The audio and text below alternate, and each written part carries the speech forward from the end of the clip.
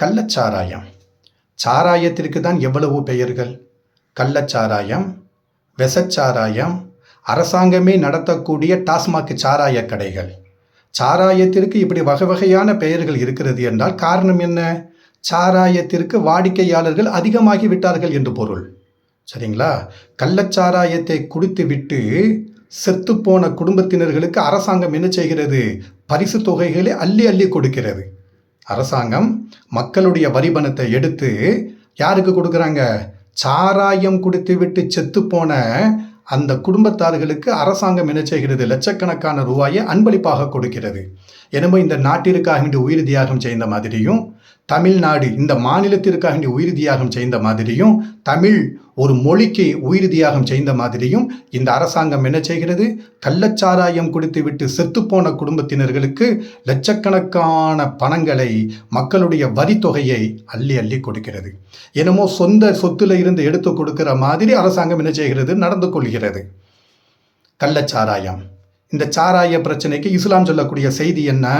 ஒட்டுமொத்த உலகத்திற்கும் இஸ்லாம் சொல்லக்கூடிய மெசேஜ் என்ன அப்படின்னு நீங்கள் பார்த்தீங்கன்னா, அல்லாஹுடைய தூதர் முஹம்மது ஸல்லல்லாஹு அலைஹி வஸல்லம் அவங்க என்ன பண்ணுறாங்க? யார் ஒருவர் மதுவை, போதை தரக்கூடிய பொருள், அது எந்த பொருளாட்டும் இருந்துட்டு போட்டோம், சாராயம் மட்டும் இருந்துட்டு போட்டோம், மற்ற சாராயத்திற்கு பகரமாக இருக்கக்கூடிய ஏதாவது ஒரு பொருள் இருந்துட்டு போட்டோம், கழுத விட்டையில் முன் விட்ட வேற பின் விட்ட வேறையா? அட போதை தரக்கூடிய எல்லாமே என்னதுதான்? சாராயம் தான், மது தான். ஒருவன் மதுவை பயன்படுத்தி விட்டால், எவன் மதுவை பயன்படுத்தினானோ அவனை மக்கள் ஒன்று கூடக்கூடிய இடத்துல கொண்டு வந்து நிப்பாட்டுங்க. மக்கள் பார்க்கும்படியான இடத்துல கொண்டு வந்து நிப்பாட்டுங்க. சாராயம் குடிச்சியா, மதுவை பயன்படுத்தினியா, 40 கசையடிகள். எத்தனை?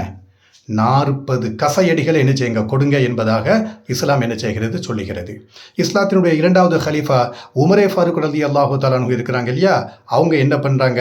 இந்த 40 80 ஆக்குறாங்க. மதுவை பயன்படுத்தினியா, 80 கசையடி அவனுக்கு கொடுங்க. இன்னொருத்தன் குடிச்சிருவானே? மக்கள் பார்க்கும்படியாக இந்த 80 கசையடிகளை, 40 கசையடிகளை கொடுக்கும் பொழுது இன்னும் ஒருத்தன் மதுவை குடித்து போட்டு செத்து போவானா? அவன் குடும்பம் நடுத்தருவுக்கு வருமா? வராது. அப்போ இஸ்லாம் சொல்லக்கூடிய மெசேஜ் என்ன? இயற்கைக்கு உகந்த மார்க்கம் இஸ்லாமாக இருக்கிறது, மனித குலத்திற்கு தோதுவான மார்க்கமாக இஸ்லாம் இருக்கிறது என்பதற்கு இந்த ஒத்த தீர்ப்பு போதுமானதாக இருக்கிறது. என்ன ஒத்த தீர்ப்பு? மதுவை பயன்படுத்தினால் 40 கசையடி மக்கள் மன்றத்தில் வச்சு. இஸ்லாம் ஒன்றுதான் இயற்கைக்கு தோதுவான மார்க்கமாக இருக்கிறது.